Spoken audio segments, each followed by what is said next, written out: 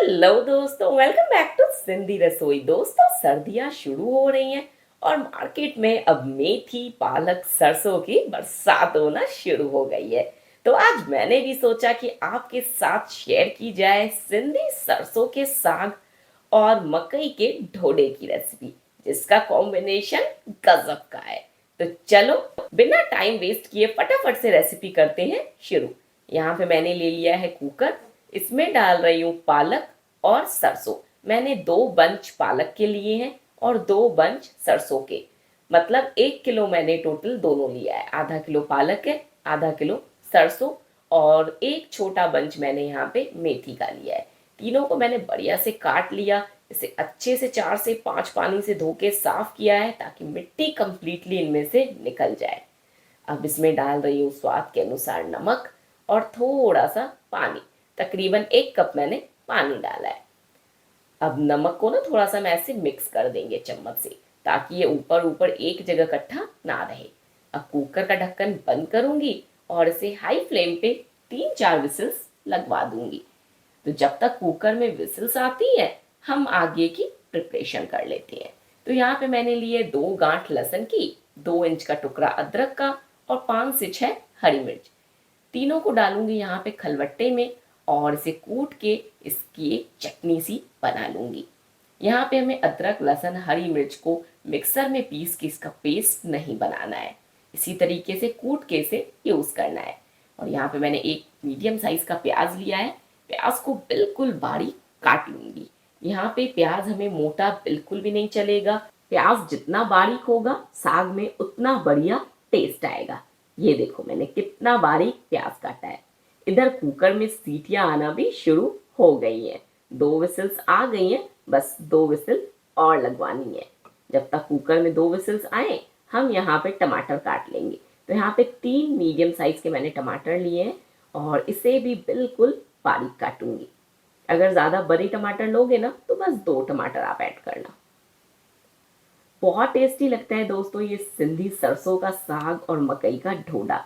मक्के की रोटी तो आपने कई बार खाई होगी, एक बार ये सिंधी मकई का ढोडा ट्राई करना, आप रोटी का टेस्ट भूल जाओगे। देखो, टमाटर भी बिल्कुल फाइन हो गए हैं। इधर कुकर में भी लास्ट विसिल आ गई। गैस की फ्लेम को ऑफ करूंगी और साग को ठंडा होने दूंगी। कुकर अब ठंडा हो गया है और ये डीप्रेशराइज भी हो गया है। तो यहाँ पे ये साग को डाल रही हूँ मैं ग्राइंडर में, और इसको ना हमें मोटा पीसना है। मतलब बिल्कुल इसका स्मूथ पेस्ट नहीं बनाना है। सिर्फ मैं मिक्सर को एक बार ऑन करूंगी, ऑफ करूंगी। इसी प्रोसेस को 2 बार रिपीट करूंगी। मतलब एक बार हम मिक्सर को ऑन करेंगे, ऑफ करेंगे, फिर ऑन करेंगे और ऑफ करेंगे। बस इतना ही हमें यहाँ पे साग को पीसना है। टेक्सचर मैं आपको दिखाती हूँ कि मैंने साग को कैसे पीसा है। अगर आपने यहाँ पे साग को बिल्कुल स्मूथ पेस्ट में कन्वर्ट कर दिया ना, तो फिर सरसों के साग में मज़ा नहीं आएगा। ये देखो, देख सकते हो कैसा दरदरा दानेदार टेक्सचर है यहाँ पे साग का। ये किसी भी एंगल से फाइन पेस्ट में कन्वर्ट नहीं हुआ है। मतलब जब मैं चम्मच से उठा रही हूँ तो जो इसकी प्योरे है ना, ये स्मूथ नहीं लग रही है, ऐसी दरदरी सी लग रही है। कुछ ऐसा ही टेक्सचर हमें साग का चाहिए। ये बिल्कुल परफेक्ट साग ग्राइंड हुआ है। अब यहाँ पे मैंने ले लिया एक बड़ी सी हांडी। इसमें डाल दिया 2 बड़ी करछी भर के सरसों का तेल। तेल को अच्छे से स्मोकिंग पॉइंट तक गर्म किया। अब इसमें डाली क्रश की हुई अदरक, लहसुन और हरी मिर्च। इसे हम तब तक पकाएंगे जब तक कि लहसुन का कलर हल्का सुनहरा नहीं हो जाता। इसमें तकरीबन 40 सेकंड का समय लगेगा। ये देखो, देख सकते हो लहसुन अब हल्की सुनहरी हो गई है। तो बस इस टाइम पे इसमें ऐड करूंगी बिल्कुल बारीक कटा हुआ एक प्याज। अब प्याज को कंटिन्यूअसली चलाते हुए पकाएंगे मीडियम हाई फ्लेम पे, ताकि प्याज में भी बढ़िया गोल्डन कलर आए। यहाँ पे बहुत ज़्यादा डार्क गोल्डन प्याज हमें नहीं चाहिए। बस जैसे इसमें बढ़िया सा खिला खिला सुनहरा कलर आएगा, हम इसमें ऐड कर देंगे हमारे बारीक कटे हुए टमाटर। ये देखो, देख रहे हो प्याज में कितना बढ़िया गोल्डन कलर आ रहा है। थोड़ा सा इसको मैं और पकाऊंगी। और यहाँ पे ना प्याज को आप छोड़ना नहीं, इसे कंटिन्यूअसली चलाते हुए पकाना, ताकि प्याज में ऐसा अच्छा गोल्डन इवन कलर आए। देखो, प्याज बढ़िया से गोल्डन हो गया है। अब इसमें मैंने डाल दिए बारीक कटे हुए टमाटर। इसे अच्छे से मिक्स करूंगी और गैस की फ्लेम को मैंने बिल्कुल लो कर दिया है। अब इसमें जाएंगे सूखे मसाले। तो यहाँ पे मैंने नमक डाला। नमक ध्यान से डालना क्योंकि साग बॉईल करते टाइम भी हमने ऑलरेडी नमक डाला है। 1 छोटा चम्मच लाल मिर्च का पाउडर, आधा छोटा चम्मच हल्दी पाउडर और 1 छोटा चम्मच भर के धनिया पाउडर मैंने यहाँ पे इसमें ऐड करा है। अब मसाले को ना अच्छे से हमें प्याज टमाटर में मिक्स करना है और इसे ऐसे कड़छी से ना हमें क्रश करते रहना है इस मसाले को, ताकि जो ये टमाटर के छोटे छोटे चंक्स नज़र आ रहे हैं ना, ये सब मैश हो जाए और यहाँ पे इसकी एक चटनी सी फॉर्म हो जाए। मतलब बेसिकली यहाँ पे हमें प्याज टमाटर अलग से पता नहीं चलना चाहिए। यहाँ पे जितने अच्छे से इसको आप ऐसे क्रश करोगे उतना बढ़िया आपके साग में टेस्ट आने वाला है। इसी टाइम पे इसमें मैंने एक तेज पत्ता भी ऐड कर दिया है।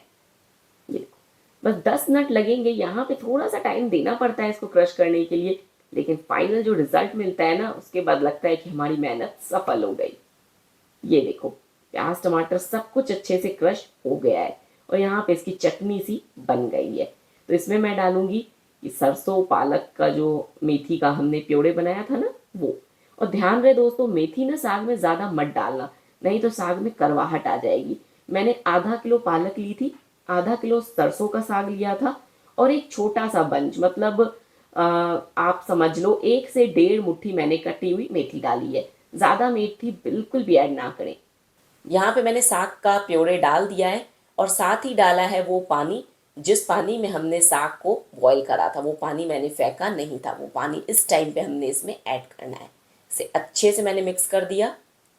अब इसमें डालूंगी 2 छोटे चम्मच मक्के का आटा। ये डालना कंपलसरी है, इससे साग में एक अच्छी बाइंडिंग आती है, साग अपना पानी नहीं छोड़ता है और इसका टेस्ट भी बढ़ता है। बस ज़्यादा मत ऐड कर देना, 2 छोटे चम्मच काफ़ी है 1 केजी साग में। ये देखो, अच्छे से मैंने मिला लिया है। अब यहाँ पे ना इसमें पानी डालूंगी, तकरीबन 1 कप यहाँ पे पानी इसमें जाएगा, क्योंकि अभी 10 मिनट तक हम साग को मीडियम फ्लेम पे बॉईल करेंगे ताकि साग में बढ़िया टेस्ट आ सके, सारे मसाले इसमें कंबाइन हो सके और खाने में साग अच्छा लगे। तो इसको मैंने कवर किया और कवर करके साग को 10 मिनट तक मीडियम फ्लेम पे पका लिया है। अब इसमें डाल दिया 1 बड़ा क्यूब बटर का और इसे कवर करके 2-3 मिनट और मीडियम फ्लेम पे पकाऊंगी। ये देखो, 2-3 मिनट के बाद आप देख सकते हो सारा ऑयल साग के ऊपर फ्लोट कर रहा है, यानी कि साग बनके बिल्कुल तैयार है। कंसिस्टेंसी आप देख सकते हो साग की। अभी रखने में नहीं, थोड़ा सा और गाढ़ा हो जाएगा, इसीलिए इसको ज़्यादा गाढ़ा मत बनाना, वरना ढोडे के साथ साग चलेगा नहीं, आप ढोडा नहीं खा पाओगे, क्योंकि मकई की रोटी और ढोडे में फ़र्क होता है। ये देखो, इसको मैंने कवर करा और कवर करके गैस की फ्लेम को बंद कर दिया है। चलो अब हम फटाफट से मकई का ढोडा बना लेते हैं। तो यहाँ पे मैंने 1.5 कप मकई का आटा लिया है।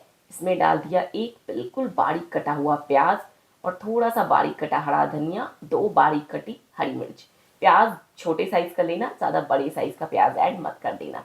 मसाले ज़्यादा डालोगे तो ढोडा बेलते टाइम टूटेगा। साथ ही डाल दिया 2 छोटा चम्मच रिफाइंड ऑयल, स्वाद के अनुसार नमक और स्वाद के अनुसार ही मैंने ऐड करी है लाल मिर्च का पाउडर।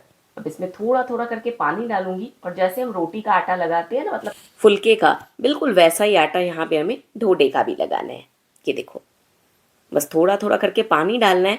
जब सारा आटा एक साथ इकट्ठा हो जाए, कंबाइन हो जाए, बस उसके बाद इसमें पानी डालना बंद कर देना है। बिल्कुल वैसा ही आटा नीड करेंगे जैसे हम रोटियों का ऐड करते हैं, कोई स्पेशल आटा यहाँ पे नीड नहीं करना है। ये देखो, और नॉर्मल पानी से ही मैंने आटा लगाया है, गरम गुनगुना कोई भी पानी यूज़ नहीं करा है। देखो आटा परफेक्टली नीड हो गया है। ये देखो कितना सॉफ्ट है, ये बहुत ज़्यादा सॉफ्ट नहीं है, जैसे रोटी का आटा होता है बिल्कुल उतना ही सॉफ्ट ये भी आटा यहाँ पे मैंने लगाया है। अब यहाँ पे इसका एक बड़ा सा पेड़ा ले लूँगी, जैसे हम पराठे का पेड़ा लेते हैं ना, उतना बड़ा पेड़ा यहाँ पे मैंने ढोडे के लिए लिया है। तवे को मैंने गर्म होने रख दिया है, बिल्कुल हल्के प्रेशर के साथ यहाँ पे इसको हमें बेलना है। और हाँ, जैसे रोटी हम बार बार पलट के बेलते हैं ना, वैसे नहीं बेलना, चकले को घुमाते हुए इसको बेलना है। देखो इस तरीके से, देख रहे हो, इसको उठाने जाओगे ये यहीं टूट जाएगा। देखो, इसको मैंने बेल लिया, बहुत ज़्यादा पतला भी नहीं बेला है, जैसे पराठा बेलते हैं ना, बिल्कुल वैसे ही बेला है। इसको निकालना कैसे है? जिन्होंने कभी ढोडा नहीं बनाया है, सबसे बड़ी परेशानी उन्हें यही आएगी, वो बेल तो लेंगे बट इसे निकाल नहीं पाएंगे। अब देखो इसे निकालने की ट्रिक, इस तरीके से ना पलटा लेना है और पलटे को इस तरीके से चारों तरफ से इसके अंदर है यूं ऐसे डालना है अब एक तरफ से हाथ रखिए और इसे पलट दें। देखो कितनी आसानी से निकल गया ना। इधर मैंने तवा गरम कर लिया है और इसे बढ़िया से घी से ग्रीस कर लिया है। अब ग्रीस किए हुए तवे पे मैंने ये डोडा डाला। अब इसको मैं थोड़ा सा और पतला कर रही हूँ इस तरीके से अपने फिंगर्स से। ये स्टेप टोटली ऑप्शनल है, अगर आपको पतला डोडा पसंद है तो करना, वरना आप छोड़ सकते हो। 2 मिनट एक तरफ से पकाया, इसको पलट लिया। काफ़ी आसानी से पलटा जाता है, कोई दिक्कत नहीं आती है, बस हाँ पलटा पूरा अंदर तक डालना। अब इस तरह से मैं इसके ऊपर घी लगा रही हूँ और ये देखो पूरा अंदर तक पलटा डाला और इसे पलटा। अगर आधे में पलटा डाल के पलटोगे तो डोडा टूट जाएगा, इस बात का खास ध्यान रखना। और जब तक डोडा थोड़ा सिक नहीं जाता तब तक हम गैस की फ्लेम को लो नहीं करेंगे, इसको हाई फ्लेम पे ही पकाएंगे। ये देखो फिर से मैं आपको एक बार बताती हूँ कि इसको कैसे पलटना है। बिल्कुल अंदर तक मैंने पलटा डाल के इसको देखो पलट लिया।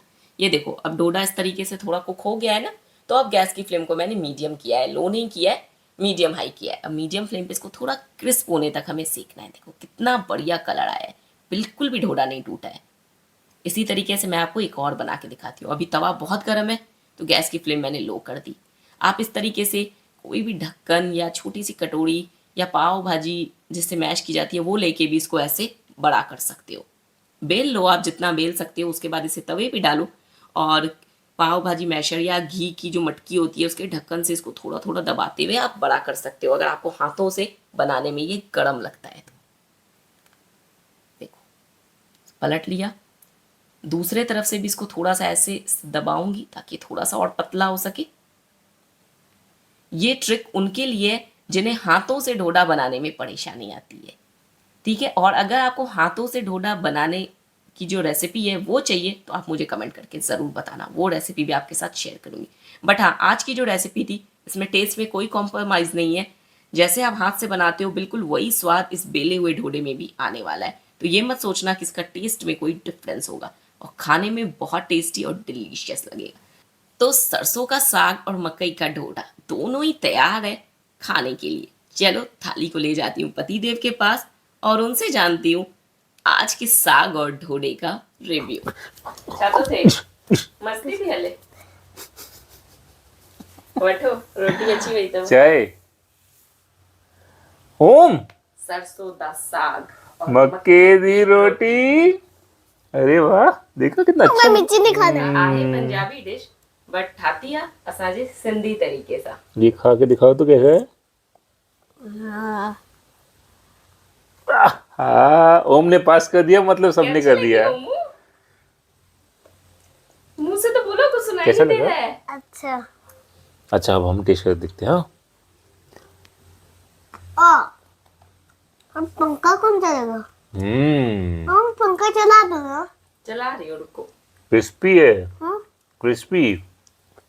वाह, बस अगर तव्हांखे बि अहिड़ो बढ़िया मस्त सिरियान जो साग और मकई जो ढोढो खाइणो अथव त वीडियो अची वई अथव। वीडियो खे जल्दी ॾिसी असांखे ॿुधायो कि तव्हांजो साग और ढोढो कीअं ठाहियो आहे।